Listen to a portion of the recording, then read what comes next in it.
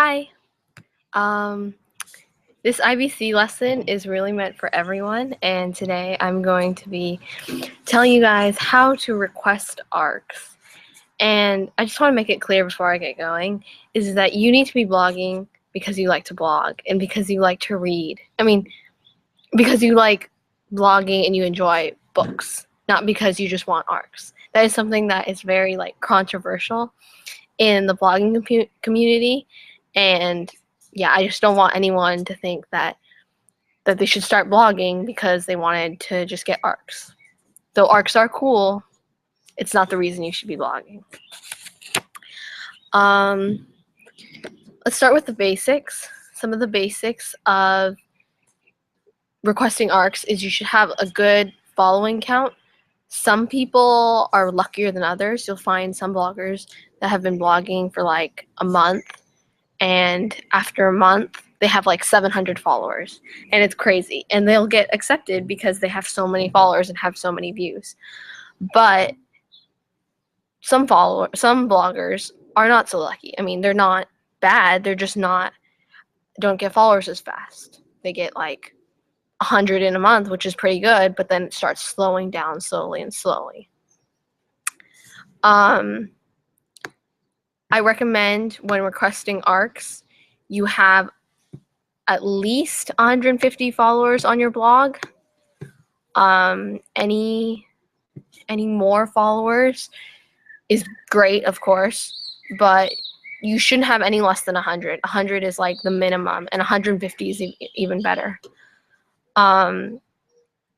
You should be blogging somewhere between 5 to 6 months, because the thing is that if you've been blogging less than that and you aren't one of those bloggers that gets 700 followers instantly, then publishers see you as someone who just wants ARCs. They'll be like, this blogger clearly has no dedication to their blogs. They've only been blogging for a month.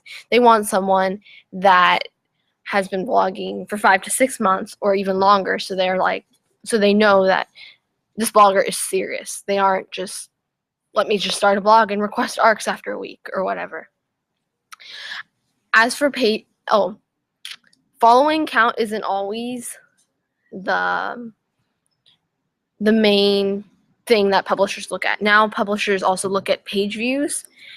And page views is how many times someone visits your blog in a day or a month or a year.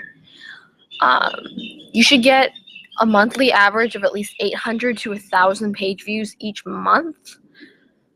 Some publishers, you should have more. Like for HarperCollins, you should definitely try and get more than that, because I don't think 800 to 1,000 is going to cut it. I've never actually requested from Harper and gotten accepted, at least, and that's how many page views I usually get for my blog each month. And I know that's not very much, but that's the way it is. All these stats vary from publisher to publisher. So if you have less than that, like 100 or 120, I would recommend going out to smaller publishers like Flatiron Books. That's where I got my first ARC. Or you can go to Macmillan. I got Macmillan. That was my second ARC I'd ever received, and I had around 180 followers and 800 to 1,000 page views. If you don't have this many followers, or you're a newer blogger, like only a month or 2 months, then you have another option, and you have eARCs. If you have never heard of eARCs, then I'm going to tell you about them right now. eARCs are basically ARCs, but they're electronic, like ebooks. eARCs, same thing. And you can get eARCs from Edelweiss and NetGalley. Both of these are the main sources where you can get eARCs from, and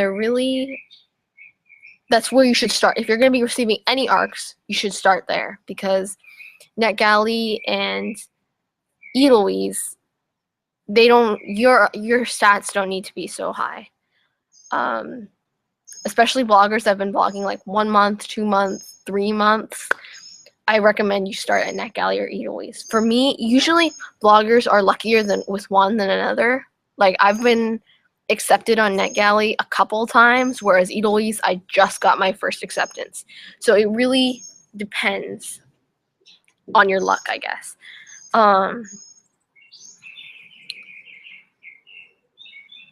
Also, another thing that I should point out is requesting from these eARC websites really puts you on the radar for when you are gonna when you're gonna request from publishers for physical copies. It'll keep you on their radar. You'll see they'll know who you are somewhat. You won't just be like completely new to the world and being like, hey, I've been blogging for a week, give me an ARC or whatever. Does that make sense? Let's see. When you request ARCs, any ARCs, eARCs or physical ARCs, I really recommend you find what book you want and request it, and don't request 20 books in one sitting, because you should only be requesting books you really want. If you see a book that you're like, wow, that looks kind of interesting, you shouldn't be requesting it. You should be requesting a book that you really, really want.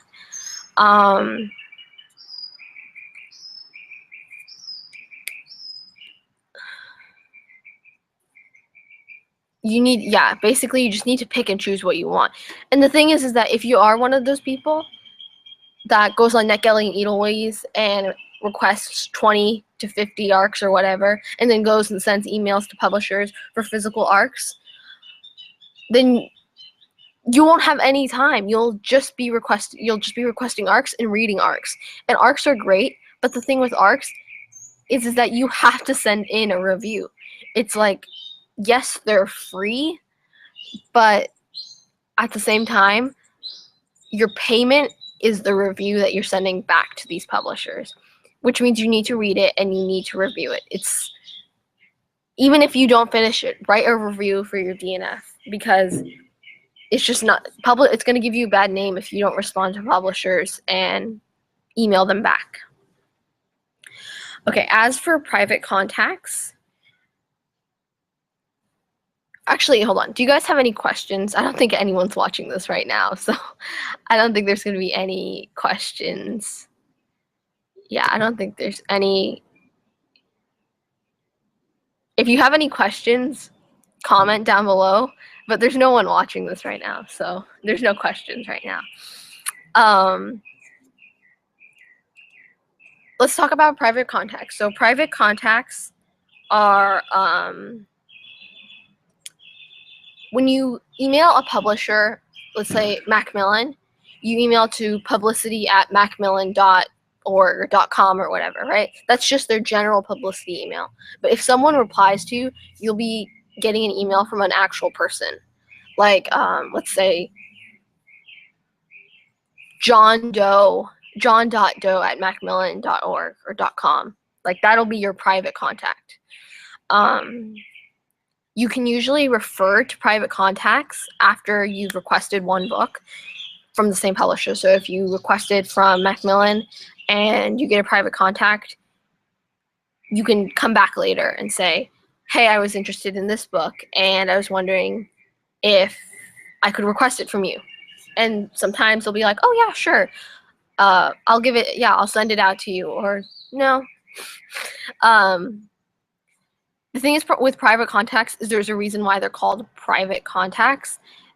They're private. You're not supposed to be giving them away. If you give them away on Twitter or Tumblr or wherever, the publisher's not going to be happy. They're not going to be happy.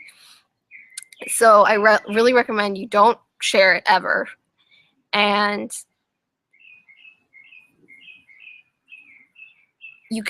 also I recommend before you refer back to them to ask for an interview or any other type of another request for another book, I really, really recommend that you ask them first, hey, I was wondering if I could come back to you to request any books in the future from blah, blah, blah publishing. Usually they'll reply, since it's a private contact, and say, yeah, sure, no, refer to someone else, or I'll pass on your email to someone else, which is fine. Just politely thank them. Another important thing about private contacts is that you need to create a relationship with your publisher, because that publisher is going to be the one who refers you to anything else in that publisher's business, if it comes to be. So if you're nice to them, ask them how they're doing and everything, try to create a relationship with them, because that's really important in the future. Because if you, continue to be professional, because professional is something that you should always do when you're talking to a publisher. But always try and create a relationship. Say hi. Here's a stat update. You should update your stats. Tell them how your stats have been doing when you're requesting another book. When you request a physical ARC, 3 things can happen. 3 things. That's it. You can get a response, and that response could give you a private contact, which is always good. And it could say this response could go 3 ways, probably around 3 ways. We're sending one. We're out of stock. Oh yeah, so 2 ways. 2 ways. It could go, we're sending one, or we're out of stock. If you don't get, you might not get a response at all. That's another thing that could happen. You might not get a response at all. And if you don't get a response at all, then that's that. You might see a book in the mail a couple days later, a week later, and you got the book. But publishers are just so busy, there's no time to reply. Let's see. Anything else? There's no one watching this right now, so yeah, no questions. Right, guys? No questions. I'm so awkward. This is the second time on camera, guys. I am not a camera person. I tried to do booktube once. It did not work well. I could not stand my voice. But the good thing about this is it's live, so I can't edit it at all, and I don't have to hear myself talk, because I'm talking a lot. Oh, I forgot to introduce myself, didn't I? Did I? I don't know. I'm going to introduce myself now. I'm Claire, and I've been blogging for 9 months. I blog at Blank Slaters. The URL is blankslatersreads.wordpress.com. I've only been accepted for 2 physical ARCs. 2. That's it. And just recently, yesterday, a publisher sent me a finished copy on request. Ooh, I'm sorry. I'm very like crazy. Like I just don't I don't do the organization thing. I wanted to mention requesting finished copies. You don't want to request finished copies. Like it's like, don't do that. Like I did it once, and I actually did get accepted, and they did send me the book. I got it yesterday. But otherwise, I'm not going to do it again. I don't know why I did it. I think, no, because someone online said they requested it and they received a finished copy, and they recommended I request it too, to see if I would get it, because I really wanted to read the book. And I requested it, and I got it sent. But I really recommend that you don't do that, because, yeah, just don't do it. You can buy the book. I don't know why I didn't buy the book. I think it's because I don't have any money. But, like, you know what I mean. Just don't do it. I will definitely be buying the book next time instead of requesting it. I'm new. I don't know anything. I've been blogging 9 months, but honestly, I don't even know why Ren invited me to this InterBlogCon, because I know nothing. Yeah. Well, I believe that is it. And I got 0 views the entire time. Oh gosh. If you have any questions, be sure to write them down, and I will respond to them on YouTube.